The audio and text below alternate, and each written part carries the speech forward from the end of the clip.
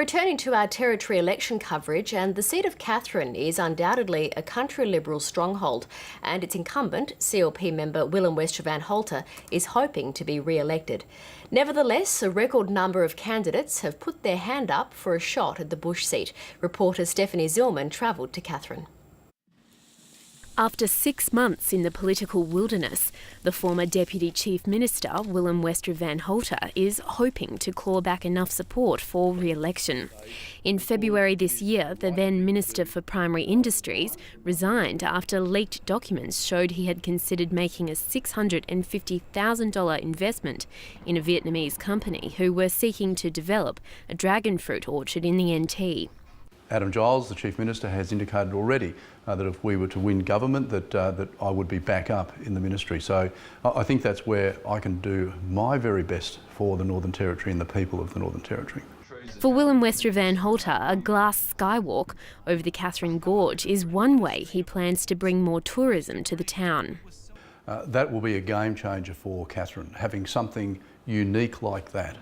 Mr Westervan Holter says he's achieved a safer town since the introduction of the CLP's policy on point-of-sale police intervention at bottle shops, and disputes the notion that retail in Katherine has slumped. Whether or not Willem Westervan Holter gets another shot will be up to the 4,500 voters of Katherine, and there is plenty of anger towards the country Liberals. And the fact that they lied to us over the sale of TIO.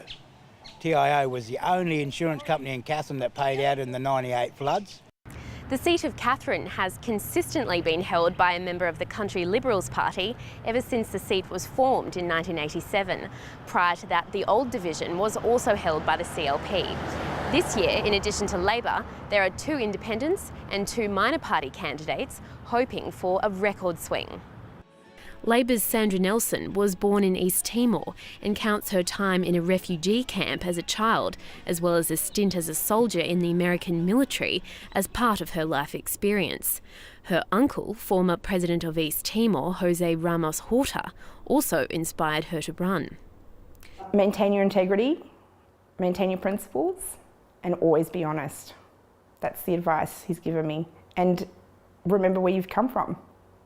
There is also growing support for controversial newcomer Braden Early, the co-founder and leader of One Territory. It's high time Katherine got a new hospital, it's high time Katherine had an abattoir, and it's high time Katherine was put back into economic prosperity that it enjoyed in the 70s and the early 80s. All of the candidates have diverse ideas for Katherine's future, but the one thing they can agree on is if you're not in the CLP, it's a very tough seat to win. Stephanie Zillman, ABC News, Katherine.